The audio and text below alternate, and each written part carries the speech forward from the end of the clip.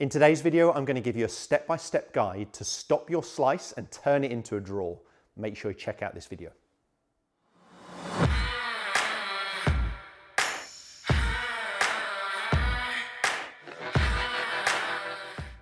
Welcome back to the TruGolf Academy. You've joined me, Jon Watts, today in our indoor studio. And today's video, as I mentioned there in the intro, is going to be a step-by-step guide to turn your slice into a draw. This is such an important part, but you need to know which part to look at. Is it the club face, angle? Is it the strike location? Is it the swing path? I'm going to really nail this down for you and give you a step-by-step guide. If you're new to my channel and you haven't already, please do consider subscribing. The info for me, just coming along the bottom of the screen. Share it with as many golfers as you can. Make sure you hit that bell notification when you do subscribe, and it just notifies you every time a new video goes live. Right now, we're going to jump into this one.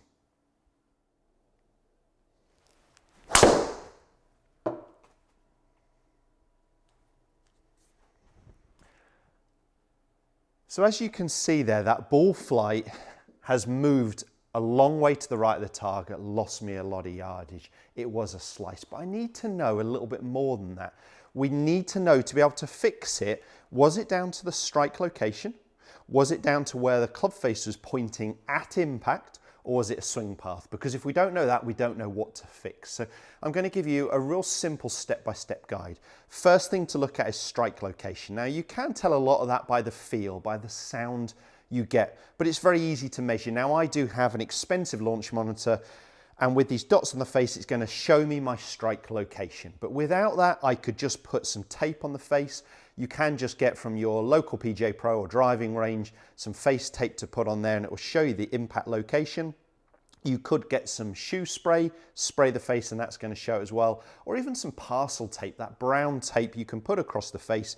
Be good for about 5 or 10 shots, and you'll see again the dimple pattern of the golf ball, just to get a guide from it. If you are struggling with a heel contact, something that's hitting over here towards the heel of the golf club, the inside edge, that is going to promote more slice spin, more axis tilt. Move for a right-handed golfer, moving out to the right, left-hander moving to the left. So do look at strike location. We obviously want to be finding somewhere nearer the middle. If we're going to be either way, a little bit higher, a little bit towards the toe is much better than that low heel strike location. But definitely look at that as point number one.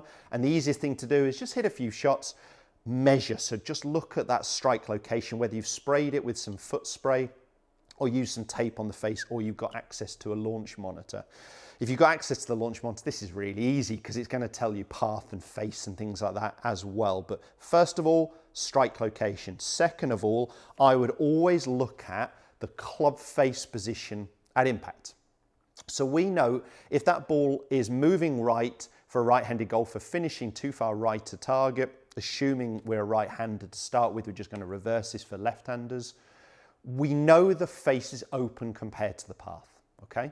If we know it's starting right and it came out in the middle, we potentially know it's also open to the actual target line straight. But if it's bending right, finishing right, even if we didn't know the exact start direction, we know the club face is at least open to the path. So the first thing we want to do is try and close that club face. Now there's a number of ways to do that. The false ways, if you like, the band-aids to do it would be, okay, well, I'll just use more hands and arms in release. Okay, that sounds very simplistic. I've heard it a lot. Oh, okay, I need to do this more. And I kind of normally say, well, hold on there. I'd look at the whys and the wheres. So first of all, I'd look at the grip. Is that player gripping it in a weak slicer's position? That would be their lead hand almost too far this way, so they would only perhaps see 1, 2 knuckles. Their thumb would be too centered on the grip. So do make sure that your lead hand is in a position where your lead thumb is on the trail side of the grip, so the far side of the grip. And you could see, without moving your head too much there, as you look down, we say 2 to 3 knuckles. I'd always prefer that third knuckle to be on show rather than only going to 2 or to 1. So we want to make sure our hand is far enough over. That does mean it is a little bit more in the fingers rather than way up in the palm, but just look for those simple checkpoints. You can do a similar thing with your right hand, your trail hand, just making sure again it is placed a little bit more in the fingers than rather than up here into the pad. A checkpoint we tend to look for is those V's between our thumbs and forefingers. Should point up here towards my trail side. So for me, somewhere between my right ear and my right shoulder is where we're looking for. So I'd look at the grip. Second of all, I'd look at the club face position in definitely the takeaway movement, but really in the whole of the golf swing. This part is very vital, that first movement. I often see people slicing it actually with a pretty good swing path, but their club face position is wide open. The golfer I just taught didn't really know where his slice was coming from. His path was a little bit to the left out to in, but the big issue was the face was more to the right. So we had to fix the face first of all. So we'd always look at that as point number one, face, before we change that swing path. Because if that player's got that face open and we just encourage them to swing more into out, they're going to leave that club face more open. They're going to hit the ball way further right for that right-handed golfer. So we've got to look at that face angle. This particular golfer I was teaching was very common. The club was coming inside and open. See that a lot. So I'd really work on that takeaway position, and I'd like at the takeaway that club face more to match my spine. You may find it's a little bit more complicated. You may find you're okay at that position, but the face is open in the downswing. So we'd have to look at the whys and the wheres of that. Now, do get it on video.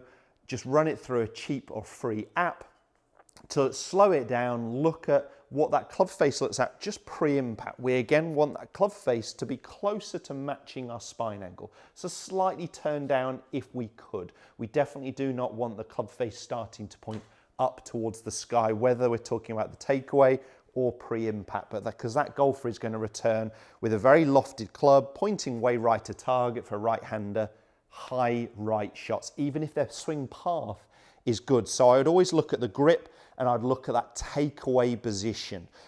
I'm going to show you just quick drill for takeaway. I love this one. If you're not new to my channel, you've probably seen me do this before. Grab a tour stick, an alignment stick, put it up the side of the golf club. It's going to go under my lead arm. A little awkward to hold it, but I'm going to take the club away and make sure the cane stays in contact with my body. If it does, the club head is slightly outside my hands. I really haven't used any wrists at all, and you would see that club face position pretty much there matches my spine angle.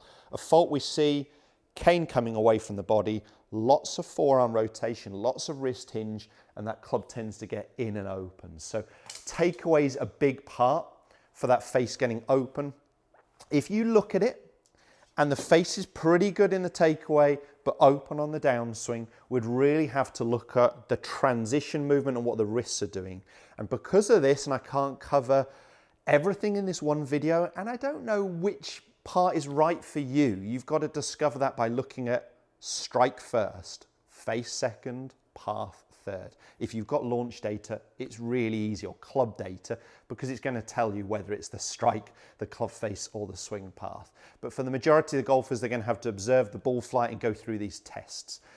So if the face is good in the takeaway but open in the downswing, I'm going to point you to some videos just here that's well worth checking out, talking about the wrist angles in the transition to make sure that club face is better in the delivery position. I'm not going to go into it in too much detail now. All we're going to talk about to start with was look at the face strike, look at the grip, and look at the takeaway position.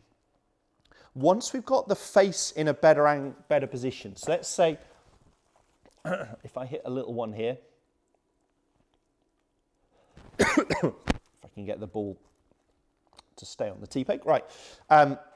Let's say we've looked at our grip, we've looked at the strike location, we've looked at that takeaway position, getting those a lot better. What I'd expect to see if the path is now the problem is a pull. So for a right-handed golfer, that would be going left to target. If you fixed the strike location, the ball flight suddenly got better and we're hitting it on target, stop there. That's all you needed to do.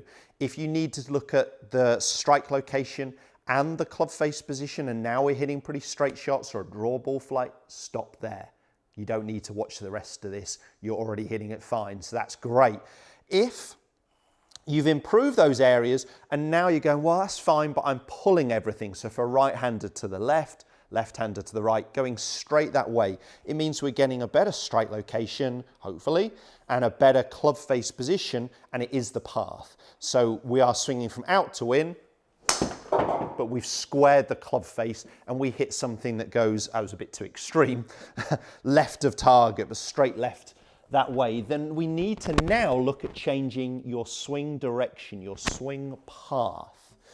So you will be a player where at some stage in your swing, in that downswing, you're making a movement where the club is getting too far outside your hands, and we want to try and feel that club is a little bit more behind us. Now, the reason we don't change that first without looking at the strike location and the face angle is if that face is wide open, you get that club more behind the player. They swing on a better path, but they leave the face just wide open. This player really needs to exaggerate swing paths. So if you've got those two bits right first, we've got to make some exaggerated movements. You are a player that is likely to be coming in on the backswing, out on the downswing. So try and feel the opposite movement. A little bit steeper in the way back, a little bit shallower in the downswing. So we're trying to feel the opposite loop, and we're trying to really exaggerate that change. So if path is the issue and you're swinging out to win, you'll generally be hitting down on the ball as well, but exaggerate that change. Steeper back, shallower down. So whether we put a couple of markers, like a couple of golf balls behind us or tee pegs, let's get rid of that cane for a second. And we try and go over the outside one on the way back, over the inside one on the downswing. So a good foot apart, and we exaggerate that path. Or when we're hitting shots on the driving range, because of course we always want to do this on the range before we take these changes to the course, I just put an alignment stick on the ground pointing way right to target for me as a right-handed golfer. I'm just trying to get the sensation on the downswing. I almost get the club shaft more matching that line. Now you can see I haven't even got it that extreme. That's really extreme, but it's feeling like the club is behind my hands rather than the club moving out in front of me. So I've fixed the strike location, looked at that. I've looked at the club face in the takeaway. They're getting better, but I'm still slicing it. We've got to change that path. So we're going to alter, it'll be less of a slice, but we're going to alter that swing path and we're going to exaggerate the downswing movement. So we rehearse it before we pull the trigger. And there, I got a ball flight that started right to target, bent left, it's finished a little left to target. But if you've been slicing, you really want to start to see almost a big draw, even a hook first, where it's starting right for a right-handed player and bending to the left. We don't want to keep doing the opposite. You'll notice a lot more yardage, much better ball flight, less backspin on it, a completely different shot shape. But that was me really exaggerating that downswing path. So a few times trying to get that feeling, do it big. When I see golfers trying to change their path, they're generally not doing it enough. They're just not exaggerating it enough. So go big. I got that swing path 3.74 degrees in to out. It was really efficient. I hit up on the ball by quite a bit. So I know that was very, very different, miles away from my slice. So I changed the path, but I didn't change the path first. As I said, it's a disaster. If you change that path and that face is wide open, you're going to struggle. You're really going to struggle from there. You've got to look at, I would say, strike location on the face first. That's an easy one to check. Either going by the sound, the feel of it, or looking at the strike location with some spray. Second part is always looking at the face angle. We don't want it to be returning open. Often it's open in that first movement. If you've changed those and it's still not getting better, we've got to change that path. We've got to go to stage 3. So it's a 3-stage process, but so important to go through and do it in the right order. If that video has helped, hit the thumbs up, share it with as many golfers as you can, and don't forget to subscribe. Cheers, guys. I'll see you soon.